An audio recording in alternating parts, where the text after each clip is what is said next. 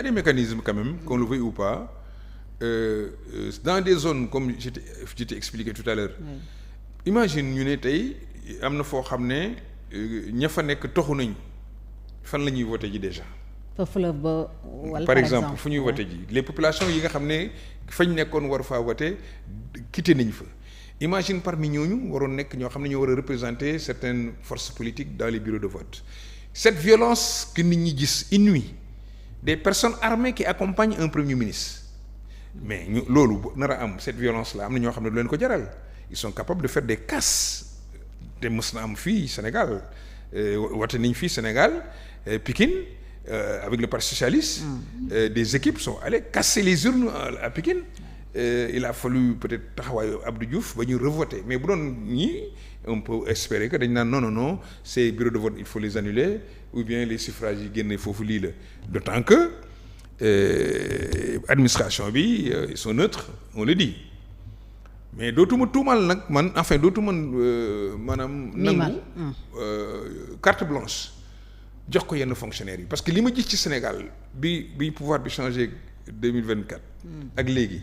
ci comportement wu fonctionnaire comportement wu agent de l'État dama naan ñii ils sont capables de faire loo xam ne fonctionnaire mosu koo ñemee def. sooy wax loolu sa xel si lan lay dem.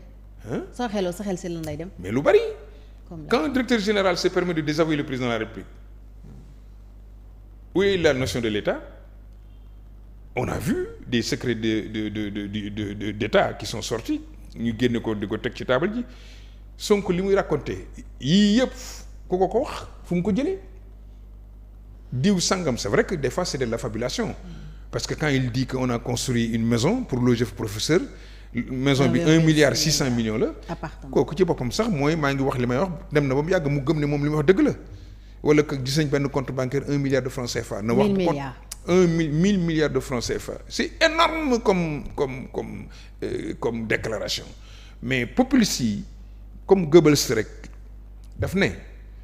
booy wax def propagande da ngay fen il faut mentir plus le mentir est gros plus le mensonge est accepté comme étant une vérité loolu démarche ñëpp xam nañ ko. donc sàmm sa kàddu peut-être. loolu tax mu li mu wax am na pertinence ne dañoo bu ñu amee majorité li ma jaaxal dañuy criminaliser mensonge. li ma jaaxal ki ko créé dafa waxoon ne Sonko du sàmm kàddoom ndax loolu moo tax mu créer le slogan sàmm sa kàddu ba ñu def ko coalition. Cette même personne ñu investir ko muy dem encore rejoindre Sonko c'est de l'ignominie politique pour moi. te loolu war nañu ko joxe exemple. exemple yi mooy ay exemple Moustapha Ba mais ñoom ay Déthié Fall c'est pas des exemples yu ñu war a jox xale yi. alors rôle lu assemblée nationale tey lan la war a doon ngir représenter bu baax a baax askan wi yan coppite nga fay séentu yoo xam ne dana tax ñu am une vraie assemblée parce que législature bii passé ak ba ca topp yépp dañ ne woon baaxul bii di ñëw loo ciy xaar. bii mooy yées bu fekkee ne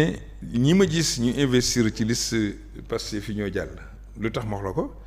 parce que ay taalibe la ñuy doon député yi ma gis. ñoom dañ jàpp ne seen leader mooy seen yonent mu sell mi député yooyu mënuñu def plus que ñi nga xam ne ñoo jógee ci assemblée bi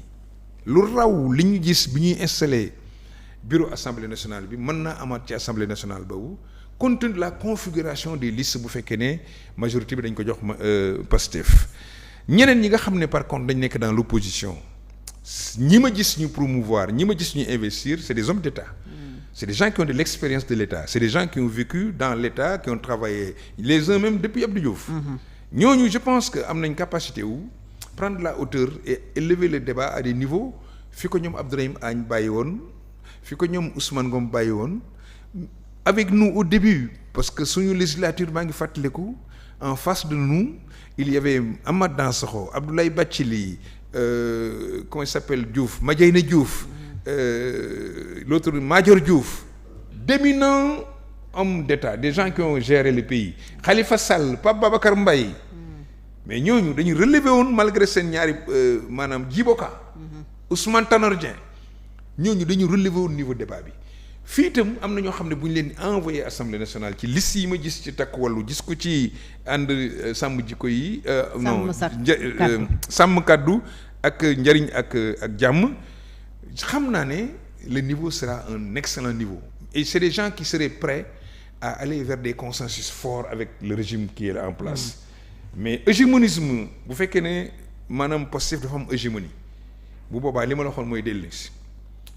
dama ne Sonko aura la mainmise sur la présidence, sur l'Assemblée nationale et certainement sur la justice. J'attends de voir les magistrats réagir par rapport ak nit ñi li ñuy xaar ci ñoom, mais lii xeeñ neexuma ñaari fait moo tax lii xeeñ neexuma. Le premier fait mooy quand Sonko à Grand Théâtre mu ne ministre de la justice da ko yónnee vidéo di ko wax ne ko kii di ci yow la bokk naka lay def dama koy jàpp wala loolu benn lu ma njëkk a jaaxal la ci ki nga xam ne moo fi nekk di ministre de la justice ñoo amoon yaakaar lool ci moom. Deuxième bi mooy l'affaire Bougane à Tambacounda comportement wu foofu procureur bi et mu nekk quand même di répondre au nom de la chancellerie, c'est-à-dire du ministre de la justice foofu tam am naa jàqare ne cette justice-là n'est pas encore prête à accorder à tous les Sénégalais les mêmes droits en matière de justice rawatina ñi nga xam ne ñoo nekk ci kujje gi. Si aujourd'hui Ousmane Sonko dans ses déclarations pense que war na mun moom tëj lu nit wala yóbbu la kaso ba nga pourrir fa wala mu tëj lu la ba nga perdre say droits wala mu menacer tous les anciens dignitaires waxul sax ne après dañ leen yóbbu ci yoon il dit que lii lañ leen di def c'est comme si c'est lui la justice c'est l'alpha et l'oméga de l'État loolu c'est un danger. Assemblée nationale bi bu fekkee ne ni mu bindoo dafa fekk majorité Pastef la il faut pas rêver kenn mënul am assemblée nationale bu niru ak li nga xam ne peut-être bi fiy jógee moo koy tane parce que bi fi jógee sax au moins il y avait 80 députés et parmi ces députés il y en a des gens qui étaient quand même assez bien formés y compris dans le camp de Pastef parce que à l'époque c'était Wallu c'était Yewwi Askan Wi ensemble ils avaient quand même envoyé à l'Assemblée nationale des parlementaires et je pense que il y en a parmi eux ñoo xam ne ils sont sortis du lot. Alors même stratégie la opposition bi tey def mooy intercoalition yaakaar nga ne mën na leen jural njariñ. ñu am une bonne représentation njariñ rek leen mën a jural. lim leen mënoon jural ci gàllankoor moo doon li xew mu indi ay frustration ñu bari mer ñi nga xam ne ñoom seen bëgg-bëgg mënuñ koo contenir ñooñu ci bari bàyyi nañu dem nañ Pastef ñi nga xam ne sax meroon nañ ci investiture.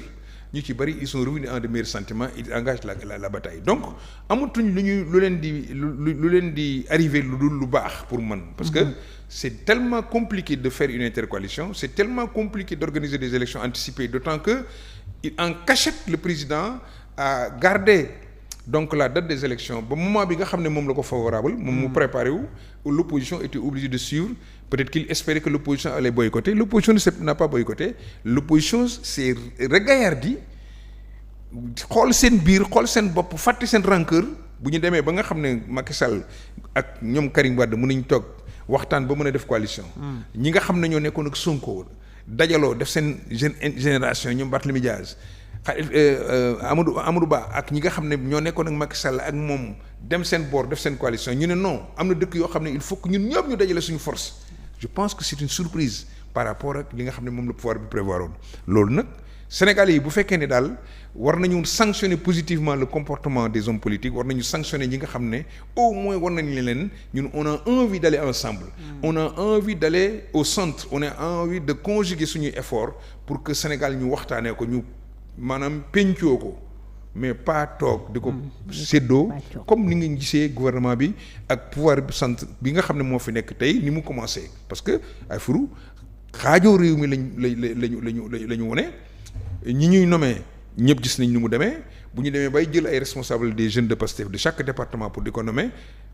au cœur de l'État ça veut dire quelque part que c'est maintenant le parti qui est au cœur de l'État et non la patrie elle-même li nga xam ne depuis lors Sonko moom la doon wax ba tuddee boppam les patriotes aujourd'hui je pense que ce patriotisme-là est devenu une affaire de parti politique. Alors nekkoon nga Assemblée nationale njort naa ne itam peek nga bu baax a baax enjeu yi nga xam ne Sénégal tey moom la janool soo amoon personnellement ay initiatives yooyu recommander